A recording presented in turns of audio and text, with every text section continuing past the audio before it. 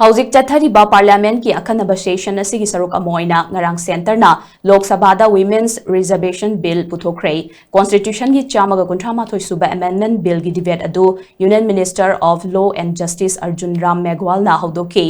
Masigi mathakta mahangna delimitation bill lisingani kunga taruk table tawduna legislative body da saruk ahum thokpagi ama reservation implement tawna bagi dama khanaki proceeding singadu da Union Home Minister Amit Sahana Union Territories Law Amendment bill lisingani kunga taruk su puthoktuna ngarangi legislative agenda da hapchinki bill adu introduce tawkiba aduna opposition gi maikai dagi akanba yaning daba phongdoknaraki Congress ki MP ke C Venugopal na legislation ahumak oppose tawkiba loinana parties na legislation Singado formal oina object tawki lengakna constitution asi mapungphana hijack tawna bohotnari haina su Congress ki luchingba sina makhatana phongdoki madugi paukhum oina Parliamentary Affairs Minister Kiren Rijiju amasung Union Home Minister Amit Sahana bill sing asi introduce tawbada ngairi amadi makhatana khanakigani haina su sengdoki